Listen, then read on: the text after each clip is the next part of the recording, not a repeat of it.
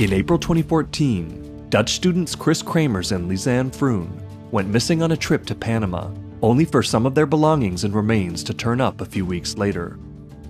These fragments of evidence, including some truly bizarre photographs, appeared under inexplicable circumstances and left investigators with more questions than answers.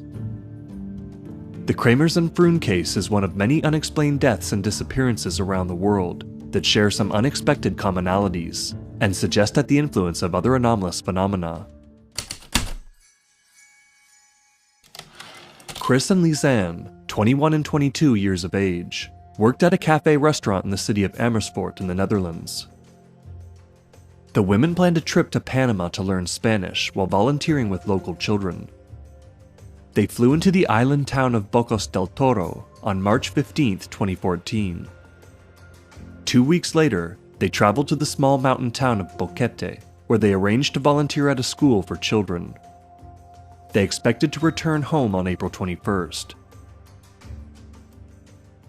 The women arrived in Boquete on March 29th, as their photos show, and they returned to their host's home before dusk. The morning of Monday, March 31st, Kremers and Froon went to the children's school, but were told that they would have to wait until the following week to begin volunteering. The women could not find replacement work, so with help from staff at a nearby Dutch-run language school, they arranged some sightseeing tours. A Facebook post on March 30th, and a later text to Kris's boyfriend, shows that the women intended to walk around Boquete before then. Two of the staff at the language school witnessed the pair leave town around midday on Tuesday, April 1st. Witnesses reported that Lisanne looked a bit sick. A taxi driver later reported to have dropped the pair off around 1:40 p.m. at the beginning of the Pianista Trail. However, other witnesses and timestamps on the photos indicate that the hike had begun earlier that day. Either way, Kris contacted her boyfriend by phone around 2 p.m. Kris and Lisanne had been wearing light clothing and brought only a single backpack, some money, a digital camera, their phones, 2 water bottles, and likely a bit of food. Later, Dutch police spoke to an innkeeper who claimed that the pair had asked him for directions for their hike and later returned, looking tired, asking for help getting back to town. There are conflicting eyewitness testimonies, and it's possible that many of these witnesses may simply be attributing memories to the wrong day or remembering the wrong tourists. The pair were scheduled with a local tour guide at 8 a.m. on Wednesday, April 2nd, and their absence prompted the guide to search for them. By evening, the police and families were contacted with help from staff at the language school. The next day, local authorities, tour guides, and residents began foot searches, with dogs and air support arriving shortly after. Authorities distributed flyers in the area, and news of their disappearance aired on television. Some family members and a friend of the women traveled to Boquete to help the search. The family offered $2,500 to anyone who could provide an actionable tip on the pair's whereabouts. Unfortunately, bad weather hindered search efforts, and with no traces found after a week and a half, officials downscaled the search on April 14th. The women's parents reached out on social media, put up billboards, and built websites. They even increased the reward to $40,000, but all tips proved to be unhelpful. Some witnesses spoke of seeing a red car on the day the pair went missing, but this car was never identified. Later, 2 French tourists claimed that on April 6th, they walked the Pianista Trail and met someone who lived on the route who told them to avoid the forest because they had heard screaming the previous day or night. Kris's family members returned to the Netherlands by the end of April, but Lisanne's parents arrived in May. Near the end of the month, further search efforts were initiated by a team of 18 Dutch search and rescue volunteers with 12 dogs, and later, the Costa Rican Red Cross provided 30 mountain rescuers. Nothing was found. In mid-May, an anonymous telephone caller who declined the reward money reported seeing 2 bodies near the Calubre River. Police released a map highlighting the spot near a river crossing, but after a search of the area, announced that the tip was a false alarm. However, a report by the Star of Panama claimed that helicopter radar detected skeletons, but due to the weather and difficult conditions, officials were unable to recover them. The women's remains were discovered the following month in the same area. On June 11th, nearly 10 weeks since the women's disappearance, an indigenous farmer was working by a river around the village of Alto Romero when she spotted a backpack near or in a river roughly 8 hours walking distance north of Boquete. The backpack contained Froon's passport, an insurance card, a digital camera, the women's cell phones, $83 in US cash, sunglasses, 2 folded bras, and an empty plastic water bottle. The backpack was discovered in an area previously searched by the middle of April, but authorities claim that sniffer dogs had been prevented from searching there due to dangerous conditions. During a press conference on June 19th, Panamanian prosecutor Betsaida Piti Serud announced that residents of Alto Romero had discovered human remains in a dense wooded area along the upper part of the Calubre River, roughly 5 kilometers from the pair's last known hiking location. The items were scattered over a fairly large area. They included Kris's left pelvic bone and one of Lisanne's shoes with the laces done up. Inside was a sock and some remains of her foot. Also found were Kris's jean shorts and a boot that matched the brand and condition of the ones that Kris had been wearing. However, this boot was blue instead of brown, and investigators chose not to test it for DNA.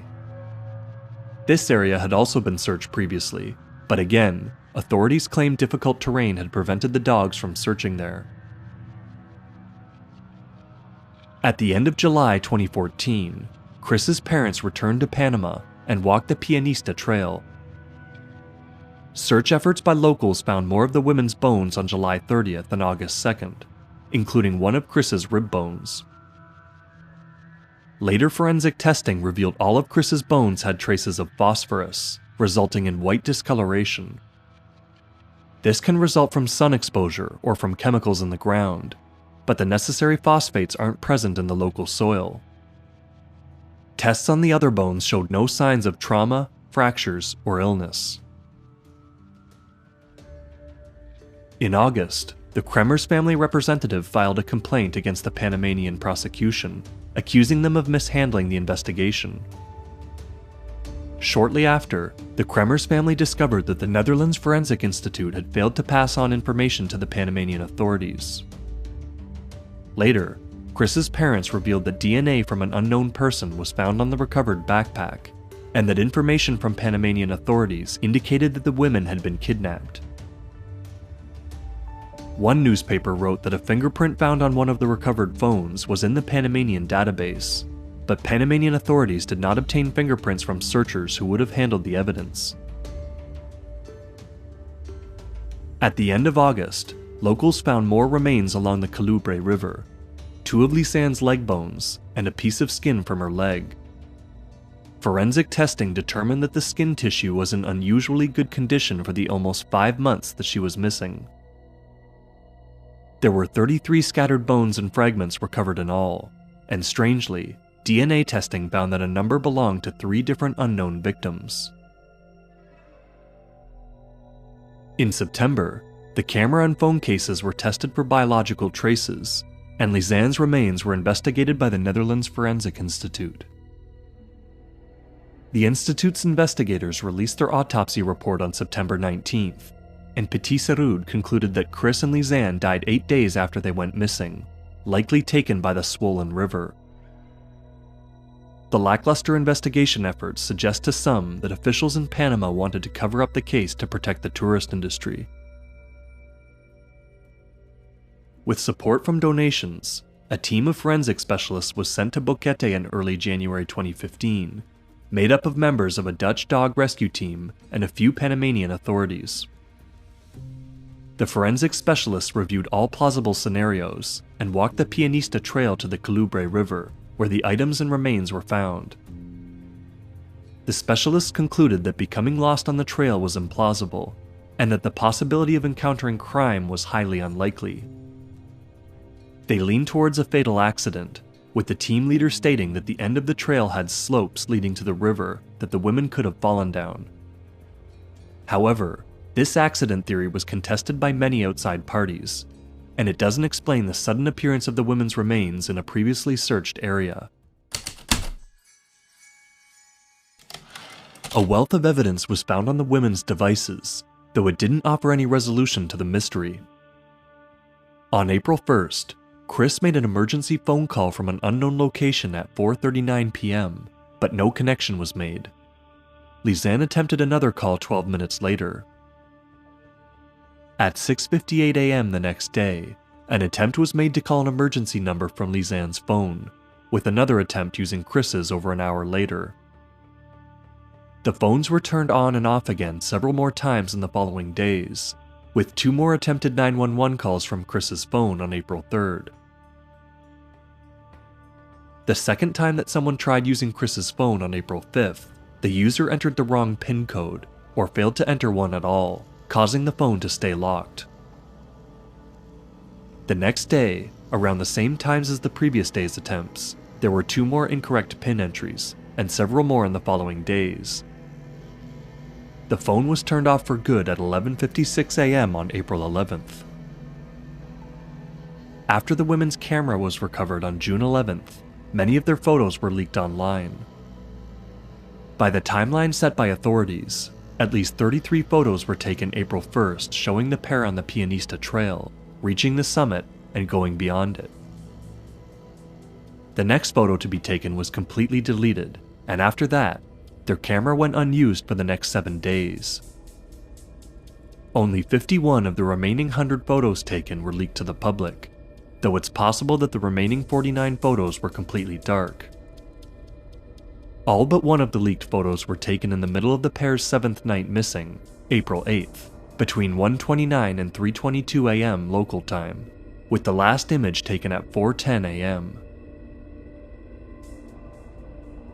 Like the phone data, these so-called night photos only raise more questions. All of the photos were edited in some way. Most were brightened or had their camera settings data deleted.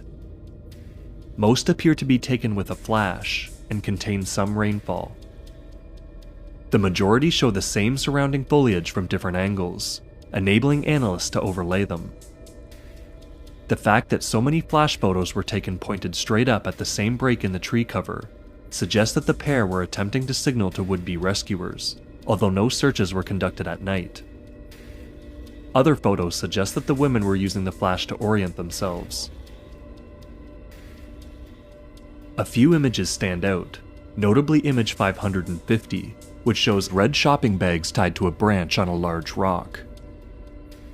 Image 580 is especially unusual, being a well-exposed and focused shot of what could be the back of Kris's head, her hair somehow perfectly dry and almost free of debris.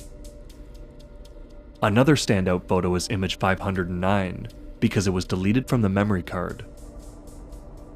Normally when a photo is deleted from a camera, the image remains on the memory card until it's overwritten, suggesting that someone must have used outside software to remove it.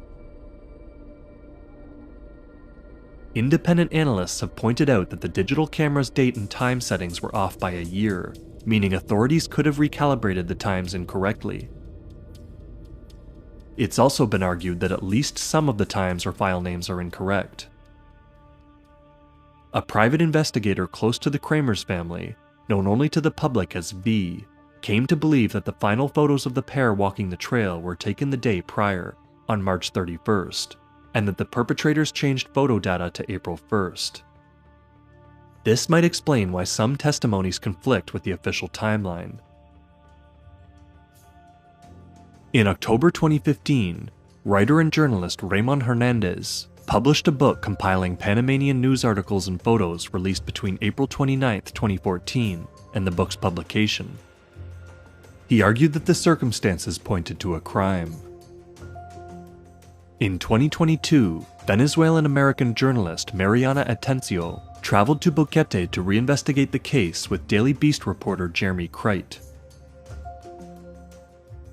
Locals were reluctant to speak about the disappearances, but the team discovered that there were over 50 missing women and girls in that area since 2009 alone. The team also made allegations of government corruption, possible drug trafficking, and even human trafficking and organ harvesting. To further complicate the investigation, a low-resolution photo emerged from an unknown source, which may or may not show Kris and Lisanne swimming topless with two men. Needless to say, there is no consensus on what happened to Kris and Lisanne. Kremers and Froon weren't the only tourists to go missing in the area. In 2009, Alex Humphrey, a 29-year-old British man, disappeared from the town of Boquete, leaving everything behind except his passport, credit card, and money. Locals in the area have also met unexpected ends, like 22-year-old Osman Valenzuela from Alto Boquete, who died shortly after Kremers and Froon's disappearance. While his death looked like a drowning, the autopsy found no water in his lungs. It's a near certainty that Osman is one of the two men featured in the photo with the two female swimmers. The other man in the photo was killed the following year in a traffic accident. Most worrisome, the last taxi driver to drop Kris and Lisanne off on April 1st, Leonardo Arturo Gonzalez, was found drowned the following year on March 2nd, after he had just been seen waiting nearby for some passengers. Globally, a disturbingly high number of people go missing every year. Over 600,000 people go missing annually in the US alone, though many of these are later found. While the Kremers and Froon disappearance is unusual in many ways, it fits several patterns observed in missing persons cases around the world. These patterns are researched most prominently by retired police officer David Paulides, who's produced several books and documentaries under his Missing 411 series. Paulides highlights over a dozen standout traits or profile points that he's identified as being present in many of the unexplained disappearances. For example, many disappearances happen in rural settings, often deep in the wilderness. Search dogs can't track a scent from the scene of the disappearance. In cases where the victim returns, they often lack memory of the events or describe missing time. In cases where the victim dies, the body is often found with some apparel missing, often their boots, despite a thorough search of the area, and frequently in a spot previously explored many times by searchers. Often, too, the body turns up in or near a source of water. Paulides also noted that it was usual for large bones to be missing from the bodies. For example, 48-year-old Robert Springfield from Montana went missing September 19, 2004. The former Marine had gone out on a bow hunting trip with his 13-year-old son in the Bighorn Mountains, an area he was very familiar with, but he failed to return to the meeting spot. Search efforts recovered nothing. What remained was found October 2005, a partial skull and a femur next to a neatly rolled belt, 2 boots, a coat, and his untouched wallet. Only his bow and arrows were missing. The remains were just 50 yards from the camp where searchers focused their efforts. In his 2012 book, Missing 411, Paulides stated that he had been presented with at least 6 viable hypotheses to account for the phenomenon, but didn't detail what these were. He stated only that there are too many consistent elements present in the majority of cases for this to be mere coincidence. In recent years, however, he suggested that these disappearances may be related to other anomalous experiences and entity encounters. Paulides' latest documentary explores the connection with the UFO phenomenon, and he suggests that many missing persons cases may have begun like other UFO abduction stories, but differed in that the victims were not returned. In other words, what we know as UFO abduction experiences may simply be aborted missing persons cases, where the experiencer, for whatever reason, was returned to their place of capture. For example, Paulides brings up the Carl Higdon abduction of 1974, in which Carl was apparently taken aboard a spaceship after meeting a strange entity on an elk hunt.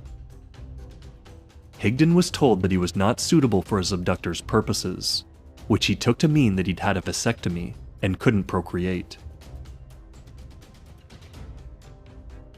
Several cases suggest the presence of a cryptid. For example, in late January of 2019, in Craven County, North Carolina, 3-year-old Casey Hathaway disappeared into the woods, surviving freezing and near-freezing conditions for over 2 days until he was found just a quarter mile from his last known location.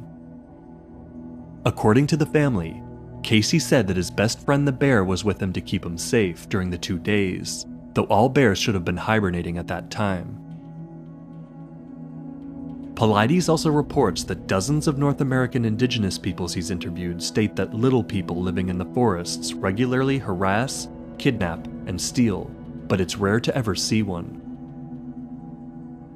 Ufologist Jacques Vallée has drawn on the work of scholars of European folklore to show that medieval Europeans believed the same things about fairies, lutins, kobolds, and other mythical beings. In fact, nearly all cultures of the world have traditions of some wild creature or spirit taking people away to kill them.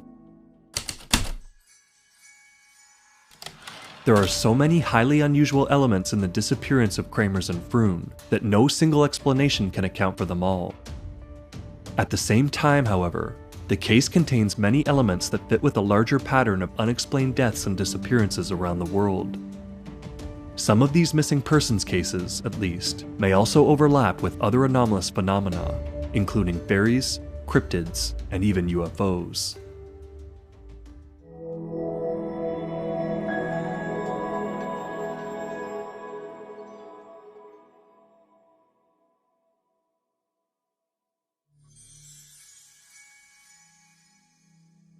Did you know that this video is also available as an audio-only podcast?